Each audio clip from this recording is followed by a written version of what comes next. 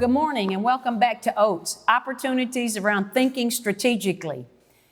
Our last session we talked a lot about culture, and today I decided to go back and pull out parts of that TED Talk that I did a couple of years ago. Many of you probably aren't aware that I did a TED Talk, but I wanted to share some of those pointers, particularly with school leaders this morning. And so the subject of that TED Talk was breaking out of archaic pedagogical boxes.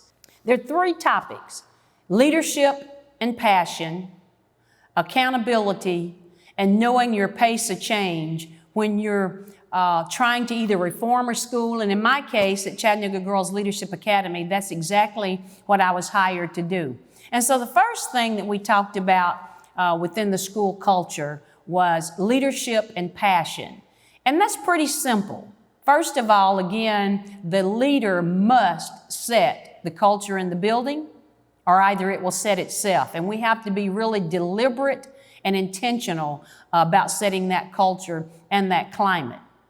And within that leadership piece, of course, there has to be passion. And so that leader's responsibility is to make sure that everyone else, whether that's in shared decision making, whether that's on your faculty, whatever team you're talking about, your staff in the case of a public charter, that everyone understands and shares the passion of that leader. And that leader has to make sure, first of all, that someone's following. If you look back and no one's following, that probably means you're not leading.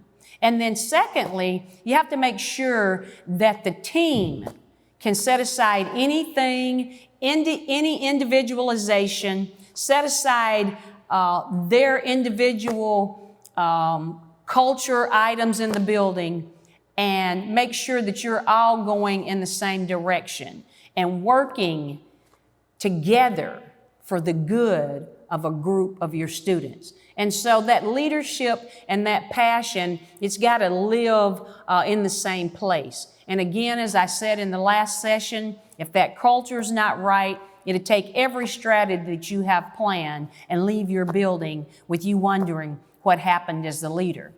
The second thing in that change process is accountability. And I want to talk just a little bit about levels and pieces of accountability. So first of all, you have your school personnel, your faculty, your leadership accountability. And that means that you, again, have explicit goals, explicit plans, and you're holding everyone accountable for those strategies that you've set up to lead the building. And it means that you live by those norms that you've set for your building, whether it's literacy across the curriculum, whether it's planning and collaboration weekly, whether it's researching and making sure that you have research best practices in your building. And once you decide what you're going to do as a faculty and a staff and a leadership team, hold each other accountable for those pieces. The other piece of accountability that some of us leave aside is student accountability. When we first went in to take CGLA to another level, we said to students, you have to be accountable for some of your learning.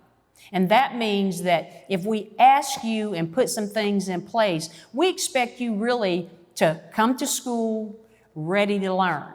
Now, I will say this, going back to the faculty and the leadership accountability. I have a question that I ask in interviews, whether I'm hiring someone on my leadership team or on my faculty, and that is, what percentage is it of yours that your students are learning each and every day?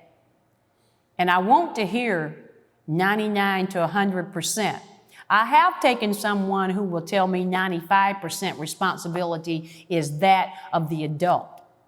But if you come in as an adult and say to me, 55 or 60% of the responsibility is mine that students learn, you probably do not teach with me in my building. In our population, sometimes we don't know what happened the night before in the home, or if the child had a great breakfast, or if they had a great dinner, if they had a sacred study place.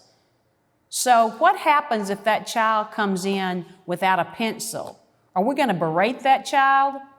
Are we just going to take the notion that something may have occurred and they may only come in with 50% of their battery that day? I expect that adult to pull that child along until they get to the point where they need to be in the classroom, because that could have been one of my better performing students who just had a rough evening at home. And so I do believe in student accountability. I think that the student has to make sure that they get up and they're at school every morning, which leads me to the third piece of accountability. So you've got faculty and staff and leadership accountability, you have student accountability, but you also have some parent accountability. And I say to my parents, I run a PR campaign. Nope, not public relations, parent replacement. Because see, there's some things that parents don't know how to do or don't have the means to do it. And that's where we come in. We give every student everything that they should need in case the parents aren't able to do so. But I say to the parents, you're accountable to the student. I need you to get them there on time. I need you to have them there at school every day. And secondly, I am not hired to run a disciplinary school. And so I say to the parents day one, my ISS is your home address. You will come and pick them up every time they have an infraction. And what I find that does, school leaders, is it cuts down and mitigates a lot of discipline issues, because parents aren't going to want to run back and forth to school to pick up their child. So I do hold parents accountable for getting them there and making sure that your children understand good behavior is a must, because at the end of the day, my job is to make sure that teaching and learning is occurring, and that we make sure that more learning is occurring than just teaching. Teachers need to be facilitators of the education process. And then that third piece, after leadership and accountability, I find that schools have to understand the pace of change, and particularly if you're in a situation where you're in a turnaround process. Now, I read a piece one time, it's called The Big U-Turn, and they compared changes in education to that of a corporation. You either find molasses-like change or rapid-fire change. In other words, sometimes it takes schools forever to get that change in place and to see that change. Or either we fire everybody and start over. And so at CGLA, I called it the in-between. We had to make some personnel adjustments, but we also knew that we had to pick up the pace of change.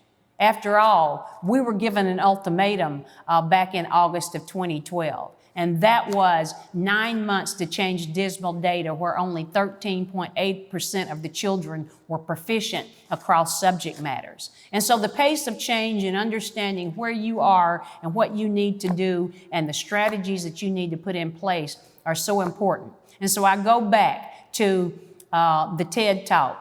We had to come out of that archaic pedagogical box and find different, new, innovative ways of changing schools. Thank you for joining us at OATS today. Opportunities around thinking strategically. And I will tell you, transforming a school gives you that opportunity and the must to think strategically. Join us next week when we talk about purposeful impact. And that can be in a school, in your community, in any organization. We'll see you next week.